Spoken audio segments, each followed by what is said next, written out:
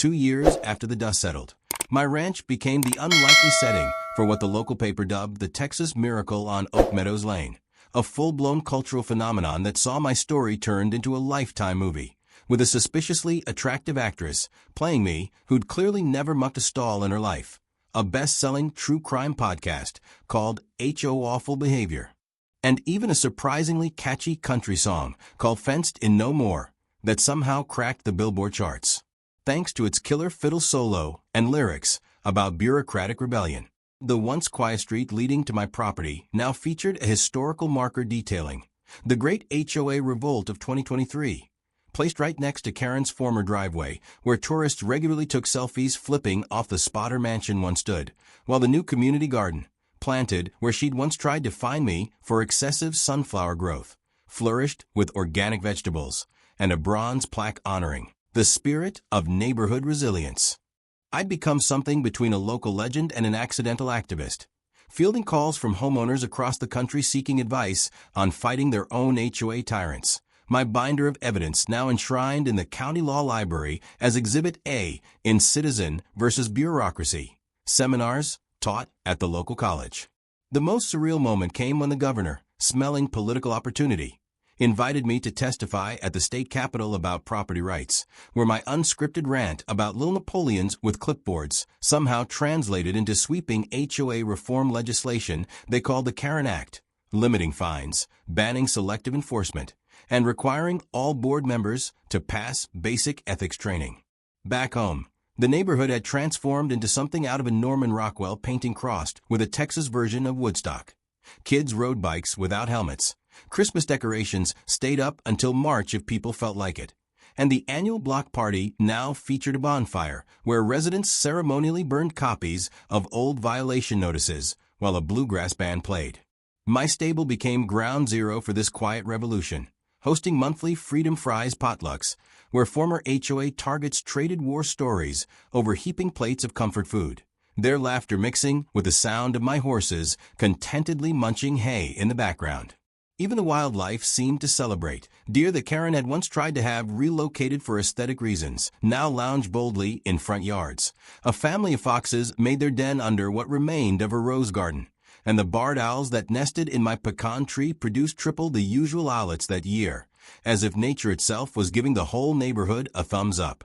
The final cosmic joke came when a Hollywood producer offered to buy the rights to my story for 6 figures, enough to finally build that dream extension on the ranch, and the contract arrived on the same day Karen's bankruptcy notice was published in the paper, her signature scrawled weekly across documents, surrendering what few assets she had left.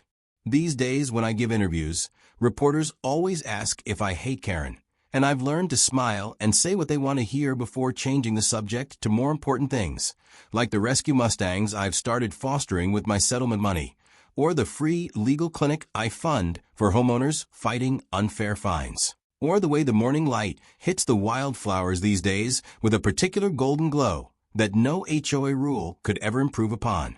The truth is, I don't think about her much anymore, except maybe when I'm signing copies of my surprisingly popular memoir at the local bookstore, or accepting the key to the city from a mayor who once ignored my complaints, or watching the neighborhood kids play hide and seek around the new community sculpture made from melted down HOA violation signs.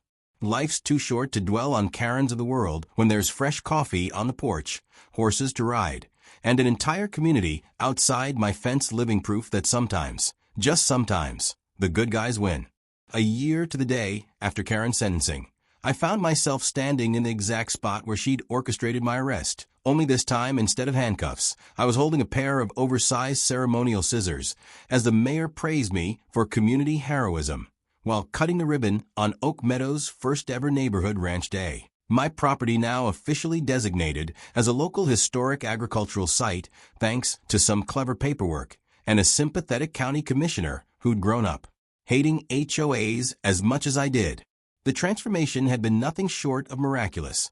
Where Karen's regime had once fined people for leaving garbage cans out 5 minutes too long, the new board, headed by former victim Mrs. Henderson, had instituted Freedom Fridays, where residents could basically do whatever they wanted as long as it didn't endanger lives or property values, leading to a delightful chaos of front yard vegetable gardens. brightly painted fences, and even one particularly glorious rebel who kept a life-size dinosaur sculpture in their flower bed. My ranch, once the neighborhood pariah, had become its crown jewel. School groups came for tours to learn about sustainable farming. Local artists set up easels to paint the rustic scenery. And the HOA actually paid me a stipend to maintain the historical character of my land, which mostly meant I got taxpayer money to drink sweet tea on my porch while watching the sunset over my now perfectly legal wildflowers. The real poetic justice came when the community voted to convert Karen's former McMansion into the new clubhouse after the bank foreclosed on it. Walking through those once pristine halls now filled with kids' finger paintings and bake sale flyers, seeing the granite countertops where Karen used to plot her tyranny now stained with coffee rings from neighborhood poker nights, watching her precious formal living room become the new HOA Oversight Committee office where residents could review all financial records anytime they pleased. It was enough to make even my stoic old ranch hands crack a smile. The local news did a follow-up story they call From Tyranny to Transparency that somehow made me look like some kind of grassroots democracy hero instead of just a pissed-off rancher who got lucky with a loophole. And I've never been more grateful for Texas libel laws because when Karen inevitably saw it from her new job selling used cars in Oklahoma, turns out prison time makes luxury community consultant gigs hard to come by. Any lawsuit threats got laughed right out of her public defender's office. These days, when I ride the fence line at dusk, the only paperwork I worry about is whether I remember to sign the permission slip for the 4-H Club's upcoming visit. The only fines I deal with are the ones I impose on myself for being too lazy to fix that squeaky barn door. And the only rules that matter are the ones that keep my horses happy and my land free. Sometimes neighbors ask if I ever hear from Karen, and I just shrug while secretly knowing that her probation officer emails me quarterly updates, a condition I may have slipped into the civil settlement. The latest one reporting that she got written up for creating a hostile work environment at the dealership by trying to institute a dress code for customers. Some habits die harder than others, I guess. As for me, I'm too busy enjoying the sweetest revenge of all, living well on my own terms, with the front gate wide open and a brand new sign that reads no solicitors, no HOAs, and absolutely no Karens allowed. The end. The morning of Karen's sentencing hearing dawned with a kind of perfect clarity that only comes after a summer storm. The air crisp, the sky so blue it hurt to look at, and me standing in front of my closet debating whether justice called for my Sunday best or the same dirt-stained ranch clothes I'd been wearing the day she had me arrested, ultimately settling on a sharp black blazer over my favorite rodeo t-shirt because nothing says "I told you so" quite like sartorial symbolism. The courthouse was packed tighter than a cattle truck when I arrived, every seat filled with neighbors who'd suddenly discovered their inner courtroom drama enthusiast, their whispers creating a buzzing undercurrent that silenced instantly when the bailiff led Karen in wearing an orange jumpsuit that did absolutely nothing for her complexion, her formerly perfect hair now pulled into a greasy ponytail, her hands cuffed in front of her like some sad parody of the power pose she used to strike during HOA meetings. The prosecutor presented his case with the relish of a chef serving up a 5-star meal, each piece of evidence, the forged documents, the embezzled funds, the secret Venmo payments to her manicurist from the HOA account, landing like a hammer blow as Karen's lawyer kept objecting with increasingly desperate lack of foundation arguments that the judge overruled, so often it became almost rhythmic. Then came my turn to deliver the victim impact statement. And as I walked to the podium, I could feel the weight of every unfair fine, every sleepless night worrying about losing my ranch, every ounce of humiliation from that mugshot photo crystallizing into something diamond hard and razor sharp in my chest. I didn't need notes. I'd lived this speech every day for months.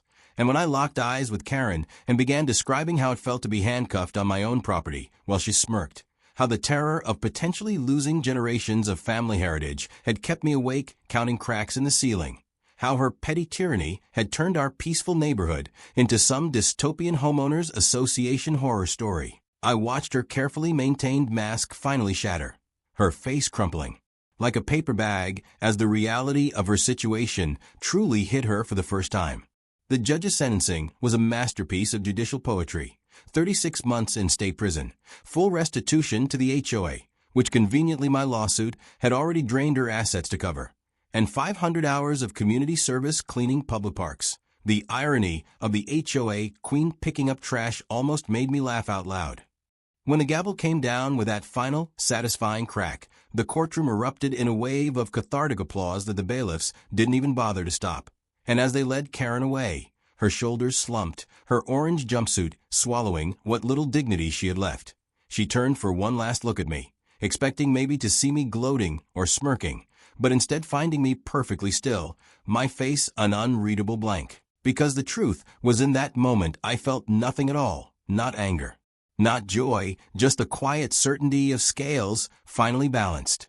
Outside on the courthouse steps, reporters swarmed like flies on week-old barbecue, shouting questions about how it felt to bring down the HOA queen, but I just tipped my hat and kept walking to where my truck was parked, the afternoon sun warm on my back, the keys jingling in my pocket, sounding like freedom as I drove past the neighborhood entrance, where they'd already taken down the old HOA sign and replaced it with a simple, "Welcome to Oak Meadows," where community means respect. That night back at the ranch, I sat on my porch with a cold beer and watched the fireflies dance over the pasture where this whole mess had started, listening to the crickets chirp their approval as my horses grazed peacefully in the moonlight, their tails swishing contentedly, completely unaware that their stubborn, grass-munching existence had been the linchpin in bringing down a petty tyrant. And as I took one last swig of my beer before heading inside, I made a silent toast to the simple, unshakable truth that had carried me through this whole ordeal. In the battle between a determined rancher and a power-hungry HOA Karen, always bet on the one who knows how to dig in their heels and wait for the storm to pass. The weeks following Karen's spectacular downfall unfolded with a delicious slow-motion devastation of a billionaire's yacht sinking in shark-infested waters. First came the newspaper headline screaming, "HOA Queen be stung by own honey," above photos of Karen's perp walk that somehow captured both her runny mascara and the shocked faces of her former sycophants. Then the avalanche of resignations from board members suddenly claiming they'd always had concerns. Funny how those concerns only surfaced once the handcuffs came out, followed by the glorious spectacle of our neighborhood's newly elected interim board, led by sweet old Mrs. Henderson, who'd been quietly documenting Karen's abuses for years, hosting an emergency transparency meeting, where they revealed the full extent of the embezzlement while serving store-bought cookies that tasted like victory. My ranch, once the target of endless violation notices, suddenly became hallowed ground. Neighbors I'd never met showing up with casseroles and bottles of wine, their eyes wide with a mix of awe and fear as they casually mentioned how quaint my rustic fence looked, how charming my wildflowers were, how maybe the HOA should consider adding a ranch aesthetic to the approved styles list. The county prosecutor, smelling blood in the water and an easy win for his re-election campaign, took personal interest in Karen's case, uncovering a trail of financial crimes stretching back 6 years that included fake vendors, forged signatures, and a particularly bold scheme where she'd been renting out the community clubhouse for private weddings and pocketing the cash. Turns out those emergency roof repairs she'd been collecting special assessments for had actually funded her daughter's destination wedding in Cabo. A fact that emerged when the local news station obtained photos of Karen toasting with champagne under a palapa while the rest of us got notices about shared sacrifice. Meanwhile, my previously ignored lawsuit about wrongful arrest and harassment moved through the courts with surprising speed, the judge practically salivating as my lawyer presented evidence that Karen had personally falsified violation reports against me, including one dated for a week I'd been hospitalized with pneumonia. Hard to mow your lawn when you're on a ventilator, leading to a settlement so generous it paid for the new stable I'd been dreaming about, plus a very satisfying suck-it. Karen neon sign for my porch that the new board graciously approved as historical art. Karen's McMansion sold at auction faster than a hotcake at a fat camp, the new owners immediately tearing down her precious white picket fence, which, irony of ironies, violated setback regulations, while her husband filed for divorce so quickly the paperwork probably left skid marks, taking what was left of their savings and moving to Florida, where, last I heard, Karen was working as a luxury community consultant, which in Floridian translates to selling timeshares to snowbirds while wearing too much bronzer. Back home, the HOA underwent reforms so sweeping they made the Magna Carta look like a post-it note, term limits implemented, financial audits required, and most importantly, an agricultural exemption clause added that made my ranch untouchable for as long as grass grows and horses poop. The final satisfying twist came when the IRS, alerted by my anonymous tip about unreported income, hit Karen with a tax evasion charge that landed her in actual prison for 18 months. Turns out stealing from your neighbors is one thing, but cheating the government? That's where they draw the line. These days, when I ride my horses along the property line, where Karen once trespassed with her clipboard of violations, I sometimes pause to admire the shiny new private property. No HOA jurisdiction sign I had custom-made in Karen's favorite font. It's polished brass, catching the sunlight, just right as it winks at me like an old friend who knows the best revenge isn't just winning. It's rewriting the rules so nobody can ever pull that crap again. The night of the HOA meeting arrived with a kind of electric tension usually reserved for courtroom dramas and shotgun weddings. The community center parking lot packed so full of minivans and SUVs you'd think they were giving away free Disney tickets, not discussing garbage collection schedules. Except everyone knew this wasn't about trash pickup. Not with the way whispers had been slithering through the neighborhood like rattlesnakes in tall grass. Not with the local news van parked conspicuously near the bike racks, and certainly not with the way I'd strategically placed copies of my evidence binder on every third chair before the meeting even started, their crisp white covers glaring under the fluorescent lights like unexploded bombs waiting for detonation. Karen swept in 15 minutes late, because of course she did, wearing her usual power suit and that plastic smile she reserved for public appearances. But I did miss how her manicured fingers trembled slightly when she noticed the unusual crowd size, or how her eyes darted to the reporters scribbling notes in the back row, or the way her perfectly highlighted hair seemed to lose its bounce when she spotted me sitting front and center wearing the same outfit I'd been arrested in months earlier. My expression the picture of innocence, as I gave her a little finger wave that made her left eye twitch like a faulty neon sign. The meeting started with the usual mundane reports, pool maintenance, holiday decoration policies, but you could feel the room vibrating with unasked questions. The air so thick with anticipation you could have carved it with a butter knife, until finally, during the open homeowner comment segment, I stood up slowly, smoothing my jeans like a gunslinger adjusting their holster, and asked in my sweetest southern drawl, "Madam President, could you explain why the HOA paid $12,000 last year for security lighting on streets that still don't have lampposts?" The room went so quiet you could hear Karen's expensive moisturizer evaporating off her suddenly clammy forehead as I casually flipped open my binder to a highlighted page, continuing before she could muster a response. "And while we're at it, maybe you could tell us about these duplicate invoices from Green Thumb Landscaping, a company that, according to the Secretary of State's office, dissolved in 2015? That's when the mutiny began. First with muttered curses from the back rows, then gasps as I projected bank records showing Karen's educational conference in Vegas coincided exactly with a $5,000 withdrawal from HOA funds, and finally full-blown shouts when I played the recording of her admitting to creative accounting solutions during one of our private chats I'd secretly taped, Texas being a one-party consent state and all. The reporter's camera flashed like lightning as Karen's carefully constructed empire crumbled in real time. Board members scrambling away from her like she'd burst into flames, homeowners screaming about lawsuits, the treasurer hyperventilating into a paper bag. And through it all, I just stood there, calm as a Sunday morning, watching the color drain from Karen's face as she realized every lie, every stolen dime, every abuse of power had been meticulously documented and was now being broadcast to the entire neighborhood. The final death blow came when the sheriff's deputy, who'd arrested me months earlier, now looking at me with something between awe and terror, marched in with subpoenas for the HOA's financial records. And as Karen was reading her Miranda rights right there next to the snack table, her designer purse still hanging open with the HOA checkbook peeking out like a smoking gun, I leaned in close enough to smell her panic-sour perfume and whispered the words I'd been saving for this exact moment. "Community standards, Karen. They're important."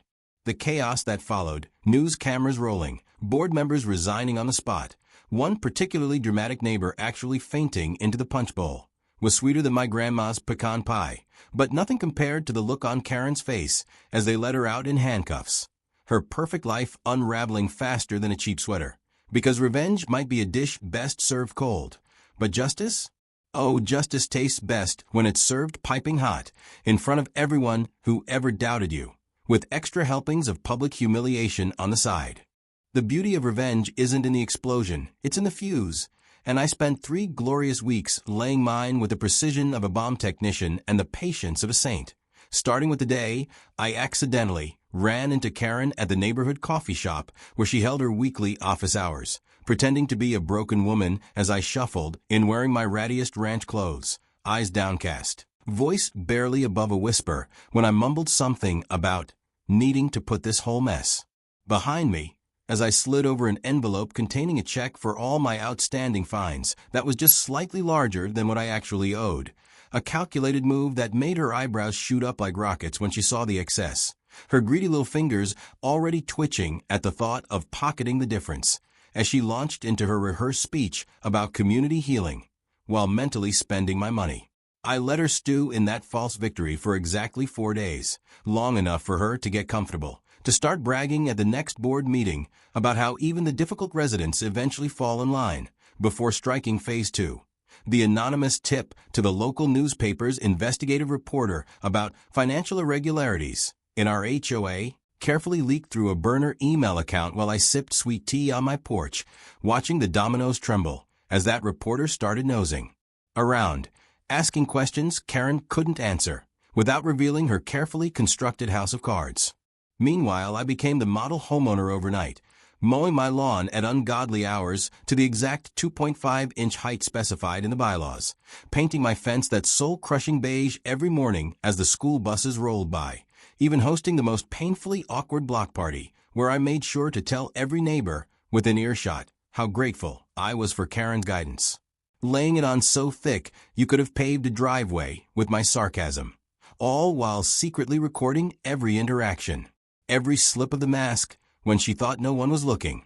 The piece de resistance came when I confided in the most gossipy neighbor, a woman who could make the FBI's information network look like 2 tin cans in a string, that I'd heard rumors about the HOA funds being mismanaged, watching with barely contained glee as her eyes lit up with the promise of being the one to expose the truth, knowing full well she'd spread that nugget faster than kudzu in July.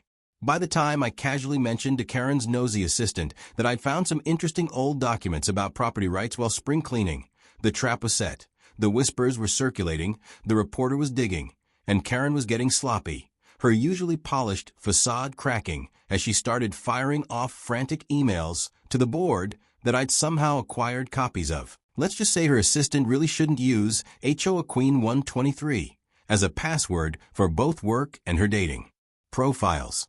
The night before the big reveal, I stood on my porch under a sky so full of stars it looked like the universe itself was holding its breath, the scent of impending rain mixing with the sweet promise of justice, as I triple-checked my evidence binder, rehearsed my lines, and pressed my favorite cowboy hat low over my eyes, not to hide my smile, but because every good villain knows the reveal hits harder when you let them see the confidence in your eyes as you finally, mercifully, drop the hammer.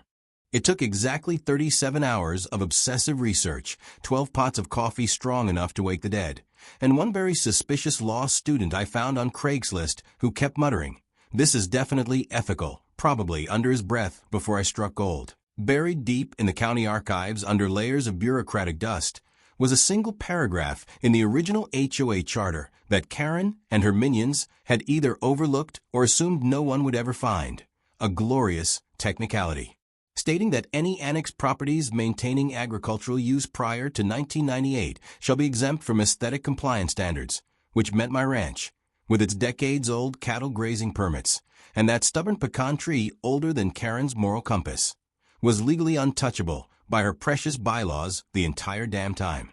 The discovery hit me with the force of a Texas hailstorm, my hands shaking as I made copies of every document, highlighted every relevant clause, even dug up yellowed newspaper clippings from the 80s showing livestock auctions held on my land, the evidence mounting into an undeniable arsenal that would make a Supreme Court justice weep with joy. But I didn't stop there. Oh no.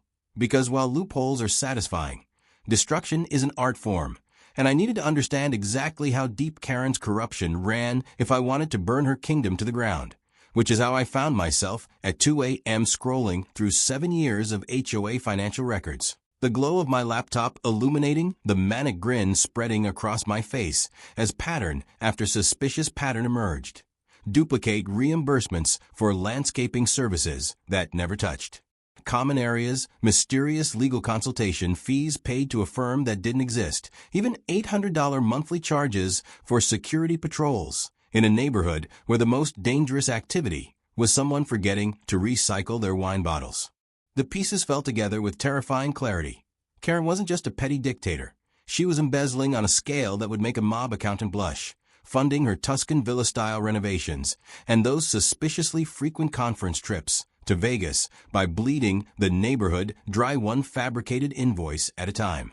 I spent weeks methodically compiling evidence, becoming a ghost at HOA meetings where I'd sit silently in the back row watching Karen hold court, her laugh grating like nails on a chalkboard as she doled out fines like some self-appointed queen, all while I cataloged every contradiction, every lie, every moment where her carefully constructed facade slipped just enough to reveal the grifter beneath. The final piece fell into place when anonymous concerned homeowner sent a carefully worded email to the HOA's longtime accountant posing as Karen requesting clarification on those creative bookkeeping methods we discussed, and the panicked reply, complete with demands for more discretion and mentions of what happened last audit, became the smoking gun that would eventually make the district attorney salivate. By the time I was done, I had a binder thick enough to stop bullets, every page dripping with proof that while Karen had been obsessing over my fence posts and grass length, she'd left her entire empire vulnerable in ways she couldn't possibly imagine. And as I tucked that beautiful stack of justice under my arm and headed to make copies at the 24-hour FedEx, the Texas stars overhead never shone brighter, each one winking at me like they were in on the secret.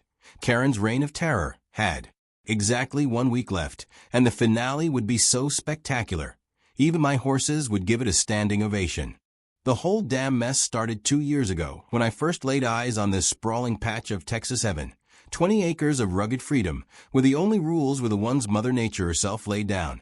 Or so I thought until that first ominously crisp envelope arrived in my mailbox, bearing the dreaded HOA logo, its contents reading like a passive-aggressive manifesto about the aesthetic responsibilities of property ownership. At first I laughed it off, tossing the notice onto the growing pile of ignored warnings next to my coffee maker, assuming these petty tyrants would eventually realize they couldn't bully someone who'd survived 3 ex-husbands and a bankruptcy auction. But Karen, she wasn't like the other bored suburban warlords who usually run these homeowner associations. No, this woman had the tenacity of a bloodhound and the moral flexibility of a mob lawyer, her perfectly manicured claws sinking deeper into the neighborhood with each passing month. I'll never forget our first casual encounter at the community mailbox, where she materialized beside me smelling like expensive perfume and thinly veiled threats, casually mentioning how unfortunate it was that my rustic wooden fence clashed so violently with the community's cohesive visual narrative, her smile never reaching those cold, calculating eyes that were already assessing how much fight I had in me. The violations escalated from irritating to absurd faster than a jackrabbit in mating season.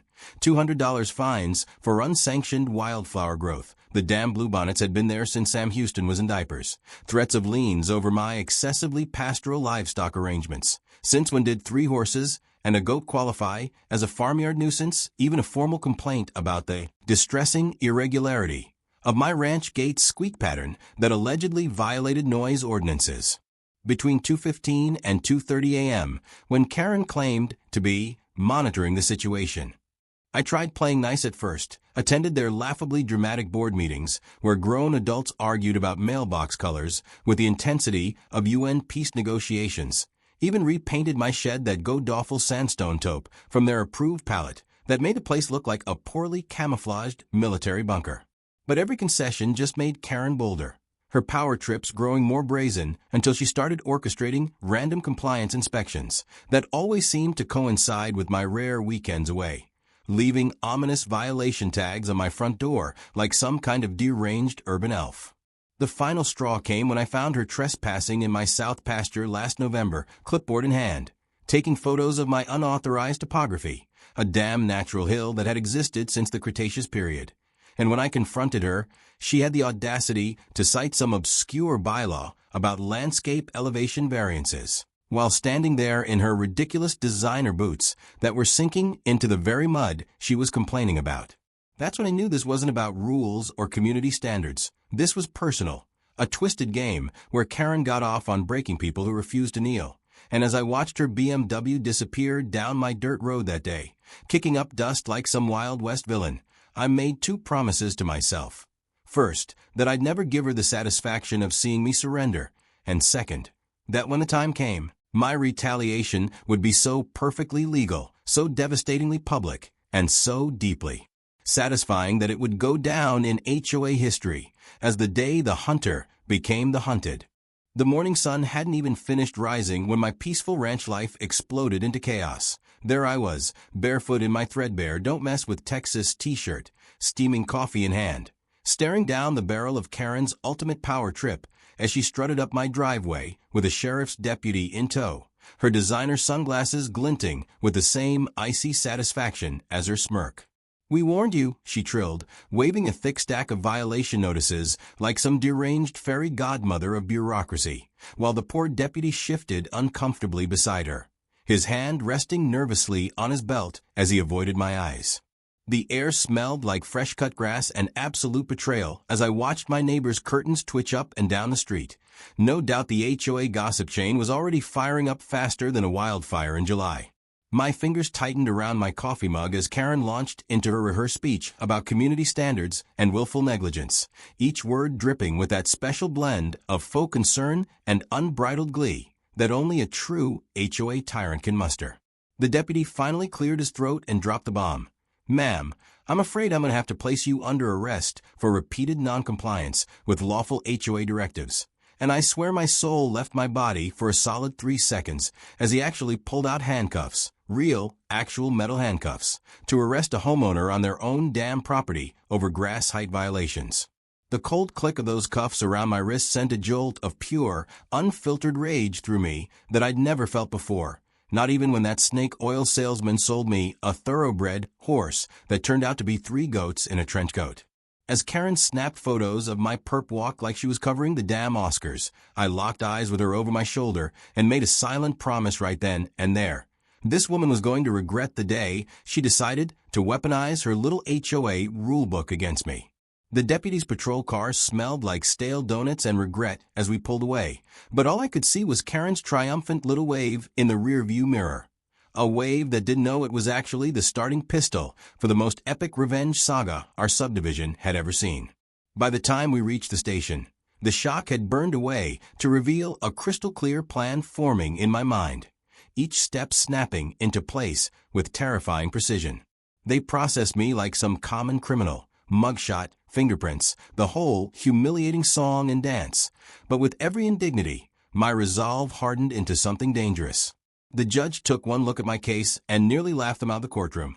But as I walked 3 hours later, the taste of victory was already turning bitter in my mouth because this wasn't over. Oh no, this was just the opening move in a chess game Karen didn't even know we were playing. The ranch looked exactly the same when I got home, but everything had changed. The quiet creak of my porch swing sounded like a countdown, the distant neigh of my horses like a battle cry, and as I poured myself a whiskey neat, because if ever a day deserved brown liquor, it was this one, I made a toast to the beautiful, terrible reckoning that was about to descend upon one very regrettable HOA president.